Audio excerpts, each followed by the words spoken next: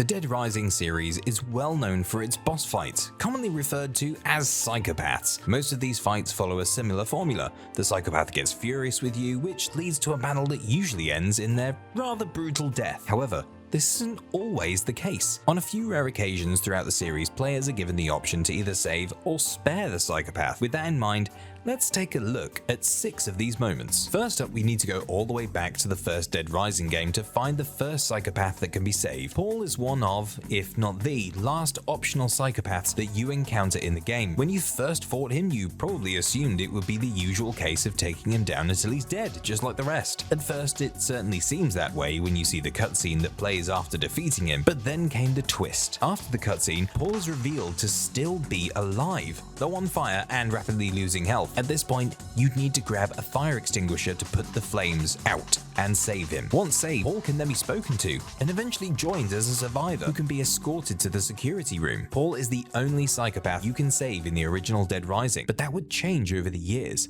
2 additional psychos from the first game would eventually become savable in later releases of Dead Rising. One of the psychopaths many players wish they could save in the original Dead Rising was Thomas. He could be found in the entrance plaza alongside his brother Jack and their father Roger, with all 3 wielding sniper rifles. While Jack and Roger relish shooting at and trying to kill other survivors, Thomas is hesitant and only does so under their pressure. Seeing that he's a good guy at heart who doesn't want to hurt anyone, players hoped they could spare him and just take out his father and brother instead. Unfortunately, that wasn't the case.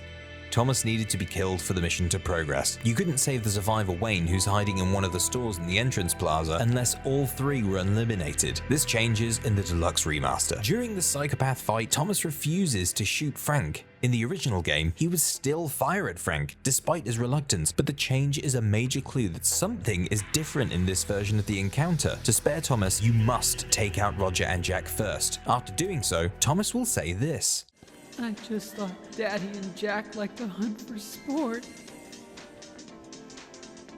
But when all this happened, they became so excited. They said they'd been waiting for a day like this. I'm sorry for your loss. Guess I deserve this. We shot at you first after all. I could take you somewhere safe if you want. I'm staying here with my brother and Daddy. I can't just leave them behind like this. I see. Hang in there, kid. While Thomas can't technically be saved and escorted to the safe room, he can be spared, left behind to mourn the deaths of his brother and father. Once you leave the entrance plaza, Thomas will be gone. It remains unknown if he ever made it out of the Willamette Mall alive. The second psychopath that can now be saved is from the Wii version of Dead Rising. This one is a bit more obscure, as many fans of the series might not be aware that this port changes quite a lot from the original version. In the original Dead Rising, Cleetus is a deranged gun shop owner who refuses to let anyone step into his store to grab the supplies needed to fight the zombies. Cleetus ends up shooting a survivor dead, points his shotgun at Frank, and the fight begins. Upon defeating him, a cutscene plays showing Cleetus running out of the store, only to be attacked and bitten by the same survivor he had just shot. A bit of karma, to be honest. After that, players are free to enter the gun shop and take any weapons they need for the rest of the game. However, the Wii version takes a very different approach to Cleetus' fate. While the beginning and the fight itself remain mostly the same, with the exception that you can't leave the store during the fight, unlike in the original, the ending cutscene plays out differently.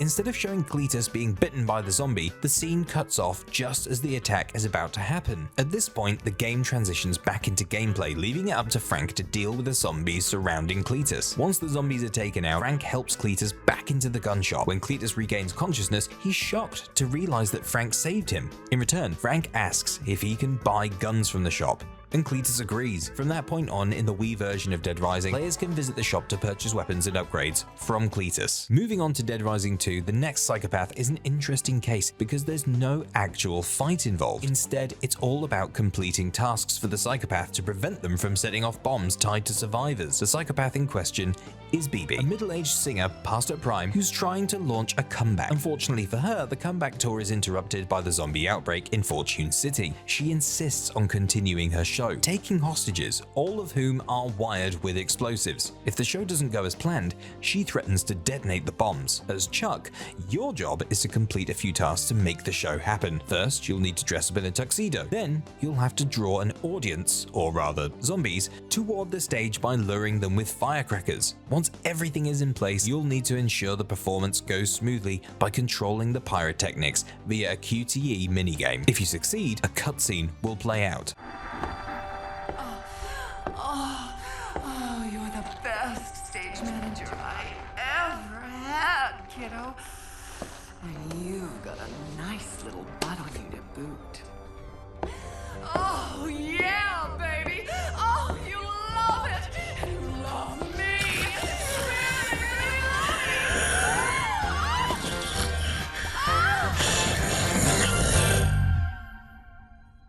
At this point, you can either leave BB to be overwhelmed by zombies or choose to help her.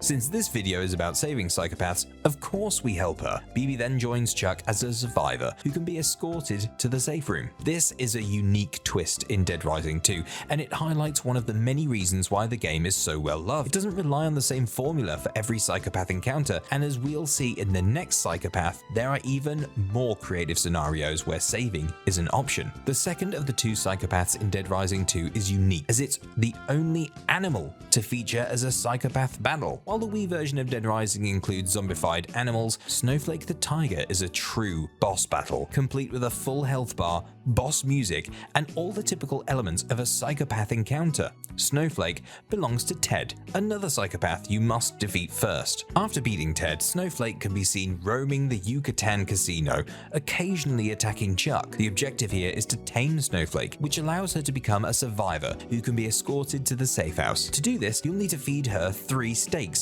which will fully restore her health. However, it's no easy task. Snowflake doesn't always eat the steaks you throw, so patience is key. Eventually though, she'll eat all 3, triggering a short cutscene. Once tamed, Snowflake joins as a survivor, and you can take her to the security room. Lastly, we move further into the series with Dead Rising 3. To find the final psychopath who can be saved. Earlier in the game, you can rescue a survivor named Kenny, and you'll likely think nothing more of it at the time. However, saving Kenny causes him to become an obsessive fanboy of Nick Ramus, the protagonist of Dead Rising 3. Kenny begins to imitate Nick, renaming himself Kick, and tries to become a hero by rescuing survivors just like his idol. His admiration soon turns to envy, and Kenny goes as far as taking a survivor hostage, tying her up while zombies surround her so Kick can swoop in and save the day, mimicking Nick's heroic actions. As you intervene to save the survivor from the zombies, the psychopath battle against Kenny, now calling himself Kick, begins. After defeating Kenny, a cutscene will play. You know what, Nick? I'm gonna take it easy on you, because you look like you could use a break. Hey, maybe you need a sidekick, huh? What do you? Kick, get it? Because my name is Kick. Big answer right now, because they're gonna eat me. At this point, you'll need to decide whether to help Kenny fend off the remaining zombies. As we're focusing on saving former psychopaths, we'll choose to help Kenny out in this situation. And that wraps up all 6 psychopaths who can be saved in the Dead Rising series. We hope you enjoyed the video. If you did, be sure to subscribe so you don't miss future Dead Rising videos. Thanks for watching, everyone. We'll see you in the next video.